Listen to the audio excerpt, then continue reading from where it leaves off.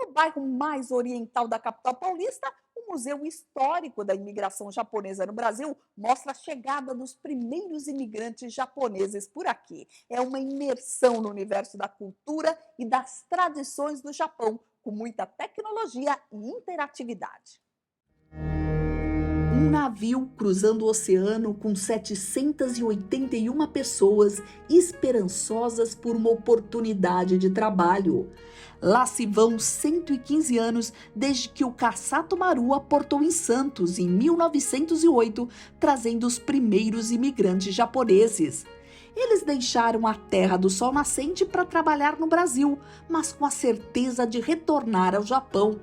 Só não imaginavam que aquela viagem seria a construção de uma ponte permanente entre os dois países, de trocas de experiências riquíssimas que fortaleceriam a relação Brasil e Japão e criariam aqui a maior comunidade de Nikkeis do mundo fora do Japão.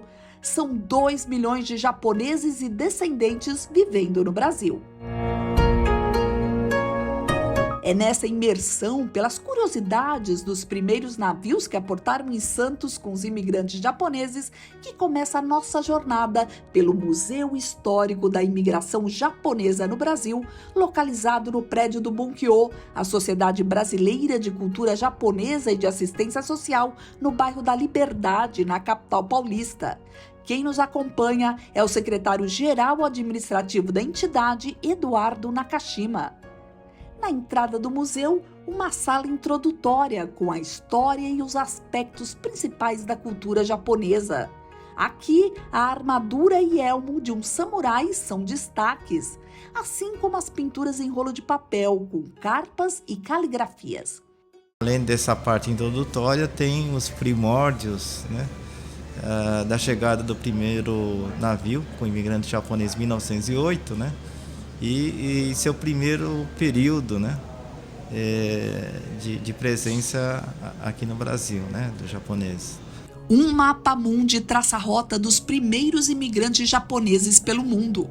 Da primeira leva de japonês ao exterior, que foi em 1868, lá para o arquipélago do Havaí, ainda um reino independente dos Estados Unidos. Em relação ao Brasil, esse período é o período da Guerra do Paraguai, a segunda metade do reinado de Dom Pedro II. 11 anos depois ao Peru, primeiro país da América Latina a receber japonês, e finalmente em 1908 o Brasil. Aqui vemos o Tratado de Comércio, Navegação e Amizade assinado entre o Brasil e o Japão em 1895 em Paris, que foi o pontapé para as relações entre os dois países e a chegada dos primeiros imigrantes japoneses. Um busto homenageia o precursor da imigração japonesa. Em 1906, Ryo Mizuno fez uma viagem de estudos e observação ao território brasileiro. Réplicas dos primeiros navios que partiram da Terra do Sol Nascente e cruzaram o oceano rumo ao Brasil.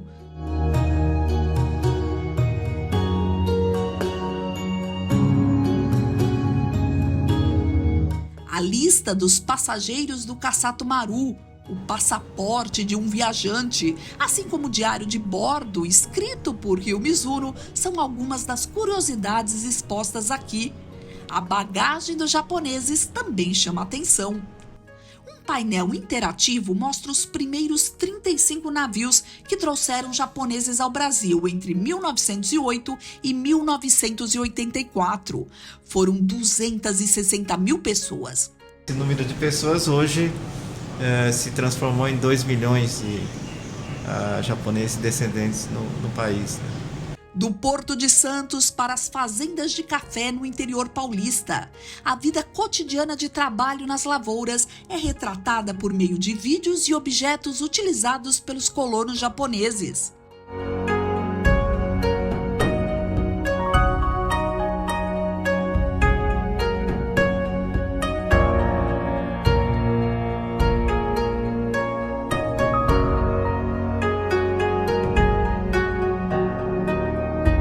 A A história dos primeiros intérpretes destaca o Asaburo Otaki, que dedicou a vida à elaboração e publicação de obras para facilitar a comunicação dos japoneses com os brasileiros. O primeiro dicionário português-japonês e que toda a família, né, japonesa no Brasil teve, né, tanto para aprender o português como servir para os filhos aprenderem o japonês.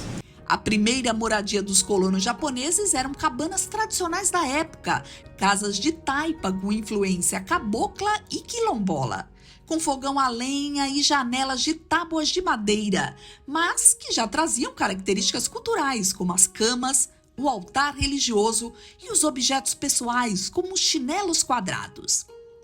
Aqui uma verdadeira selva cerca a casa de taipa para ilustrar os animais silvestres que os japoneses encontraram no Brasil. No próximo corredor, a importância da educação para os filhos dos imigrantes japoneses. Vemos aqui materiais históricos, como livros didáticos e lições de português. O esporte também era fundamental na formação educacional. Os imigrantes trouxeram para o Brasil esportes que não eram praticados por aqui, como beisebol, judô, esgrima e sumô. A música e os jogos que os primeiros japoneses trouxeram para cá são influências na cultura brasileira até hoje. Subimos para mais um andar de descobrimentos e revelações sobre a imigração japonesa no Brasil. Aqui o destaque é a presença dos japoneses na Amazônia. Na década de 30, os imigrantes que até então trabalhavam com café diversificam as culturas como o algodão, considerado o ouro branco da época. Nas décadas seguintes, os japoneses apresentam ao Brasil a cultura da seda. A sericultura tinha longa tradição no Japão, mas era novidade por aqui. Os brasileiros não conheciam o bicho da seda. E do interior de São Paulo, na cidade de Registro, surge a cultura do chá preto. Esse momento de diversificação das atividades agrícolas dos japoneses no Brasil faz surgir o conceito de cooperativa. Cooperativa é algo que o japonês vai legar ao Brasil, né? E a Cooperativa Agrícola Cotia, a maior delas, vai ser uma das maiores organizações desse tipo no mundo, né? E uma das maiores empresas do Brasil até a década de 80. A turbulência internacional, com conceitos como nacionalismo e fascismo, chega ao Brasil e o país, antes acolhedor do imigrante, torna-se local de hostilidades à comunidade japonesa. Nos anos 30, o governo Vargas restringe a imigração japonesa no Brasil. Uma campanha difamatória contra o povo japonês põe em evidência o preconceito racial existente no Brasil. A Segunda Guerra traz uma série de restrições aos países do eixo, incluindo o Japão. Com o final da guerra e a assinatura do Tratado de Paz com o Japão, o chamado Tratado de São Francisco, as relações diplomáticas entre brasileiros e japoneses voltam a prosperar. Com o final da guerra, né, não há mais restrições dos cidadãos dos países do eixo para ensinarem a língua pátria, falarem língua estrangeira no país, né? O acontecimento singular vai marcar a história dos japoneses no Brasil, que após o final da guerra, uma grande parte, né, dos japoneses residentes no Brasil não vai aceitar a derrota da sua pátria na guerra, né? E um grupo menor, mais radical, vai promover o assassinato dos chamados esclarecidos, né? Ou derrotistas, né? Por falarem de que o Japão tinha sido derrotado e que precisaria ter o esforço dos conterrâneos para ajudar a reerguer o país. Isso vai extrapolar os limites da comunidade e vai se tornar um caso de polícia, né? O que vai prejudicar bastante, né?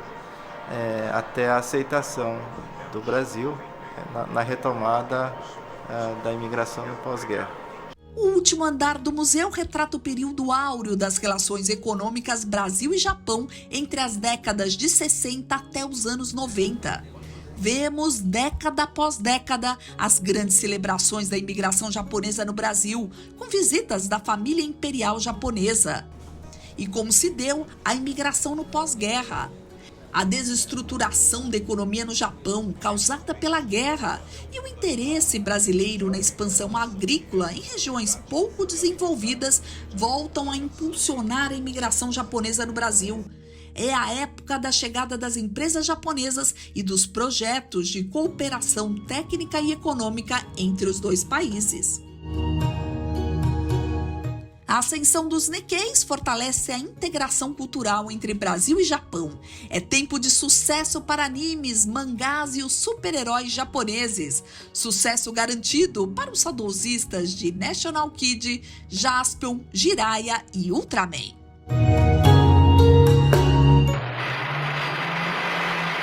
Eu assistia National Kid, era o meu irmão mais velho.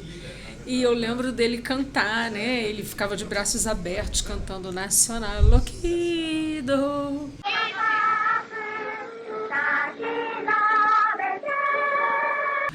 E lembro de um episódio que tinha uns incas venusianos que eles se moviam fazendo estrelas, né? E aquilo era muito impressionante para crianças, né? Então a gente tentava imitar, claro, né?